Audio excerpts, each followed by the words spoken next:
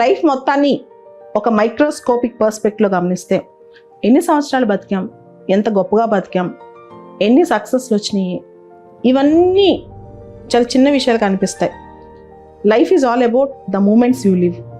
జీవితం మొత్తంలో నువ్వు చివరాకన్నా గుర్తుంచుకునేవి లైఫ్ బిగినింగ్ నుంచి ఎండ్ వరకు ఉన్న చాలా మూమెంట్స్ మాత్రమే. ఆ మూమెంట్సే నువ్వు, ఆ మూమెంట్సే నీ లైఫ్. అయితే ఈ మూమెంట్స్ అన్నీ ఏంటి అంటే అన్నీ పాజిటివ్ ఉండక్కర్లేదు, అన్నీ మనకి హ్యాపీనెస్ అయితే అక్కర్లేదు. మన లైఫ్లో మనకి హ్యాపీనెస్ తీసుకొచ్చిన మూమెంట్స్, మనకు సాడ్నెస్ తీసుకొచ్చిన మూమెంట్స్, వీటన్నిటిలో మనం ఎంతో కొంత కొత్తగా నేర్చుకుంటాం. ఎంతమంది ఆ మూమెంట్స్ నిజంగా ఆస్వాదించగలిగారు, ఎంత ఇంటెన్స్గా దాన్ని ఎంజాయ్ చేయగలిగారు, తర్వాత ఎంత ఎక్స్టెన్సివ్గా ఆ మూమెంట్స్లో వాళ్ళు ఇండల్జ్ అయ్యారు, ఇవన్నీ చాలా ఇంపార్టెంట్. జనరల్గా మనందరికీ ఒక యాటిట్యూడ్ ఉంటుంది, లైఫ్లో ఫ్యూచర్లో ఇంకా చాలా బాగుంటుంది, అప్పుడు కూర్చుని మూమెంట్స్ని ఎంజాయ్ చేద్దాం, ఇప్పుడు లైఫ్లో పరిగెడుతుందాం అని. సో దేన్ని ఆగి ఆలోచించే పరిస్థితి ఉండదు అనమాట. కష్టం వచ్చినా సుఖం వచ్చినా ఓకే ఇది ఇలా జరిగిపోతుందని దీనిలో ఉంటాం, కానీ మనం మూమెంట్ దగ్గర స్టాప్ చేస్తాను ఒక ఎక్స్పీరియన్స్ నేర్చుకున్నామని అనుకోమన్నమాట. కొన్ని సందర్భాల్లో కొన్ని మూమెంట్స్ మనకు పెద్ద గుణపాఠాలు నేర్పిస్తాయి. ఎంత గుణపాఠాలు అంటే ఆ మూమెంట్ని మన జీవితాంతం మర్చిపోం.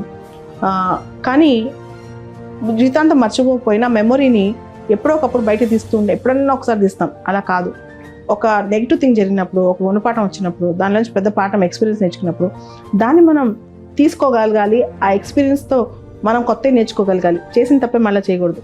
అలానే హ్యాపీనెస్ ఉండే మూమెంట్స్, కొన్నిసార్లు కొన్ని మూమెంట్స్ మనకు చాలా హ్యాపీనెస్ అనిపిస్తాయి. అప్పుడప్పుడు అనిపిస్తుంది ఈ టైం ఈ రోజు ఇక్కడే ఆగిపోతే బాగుండు, ఈ క్షణం ఇక్కడే ఆగిపోతే బాగుండు అని. సో ఈ రెండు రకాల మూమెంట్స్, మనకి హ్యాపీనెస్ తీసుకొచ్చే మూమెంట్స్, మనకు సాడ్నెస్ వచ్చే మూమెంట్స్, మనం గుణపాఠాలు తెచ్చుకున్న మూమెంట్స్, వీటన్నిటిలో కూడా మనిషి లైఫ్ ఒక ఎక్స్పీరియన్స్ ఉంటుంది అనమాట. లైఫ్ని ఎప్పుడు కూడా ఎన్ని సంవత్సరాలు బతికామని జడ్జ్ చేయకుండా ఎన్ని మూమెంట్స్లో మనం నిజంగా లివ్ చేసాం. Life is all about living అనమాట. ఆ లివింగ్ అనేది మనం మిస్ అవుతున్నామా అనేది కూడా చాలా ఇంపార్టెంట్. ఈవెన్ మనం చదువుకునేటప్పుడు, కాంపిటేటివ్ ఎగ్జామ్ ప్రిపేర్ అయ్యేటప్పుడు వీటిలో కూడా మనకు మైండ్లో చాలా మెచ్యూరిటీ. మీరు చూడండి, ఒక 4-5 years ఒకే విషయం మీద ఫోకస్ చేసిన వ్యక్తి జీవితాన్ని ఏదైనా సాధించే స్టెబిలిటీ వస్తుంది. దాన్ని తను ఆస్వాదించగలగాలి, తను అర్థం చేసుకోగలగాలి. ఇంతే నేను ఏం చేశాను పాస్ట్ అంతా, తను సెల్ఫ్ క్రిటిసైజ్ చేసుకోకూడదు అనమాట. సో చాలా సందర్భాల్లో ఈ మూమెంట్స్లో మనం నేర్చుకుంటాం. ఆ నేర్చుకునేవన్నీ వీళ్ళతో ఒక చోట రాసి పెట్టుకోవాలి.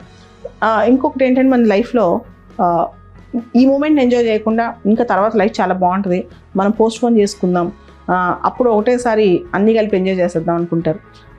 అలా కాదు. మనం ఏ స్థాయిలో ఉన్నా, మనం ఏ వయసులో ఉన్నా సరే, ప్రతి మూమెంట్లోంచి వచ్చిన పాజిటివ్ ఎనర్జీ కానీ నెగిటివ్ ఎనర్జీ కానీ మనం కొంత తీసుకుని దాన్ని పాజిటివ్గా టర్న్ చేసుకోవాలి.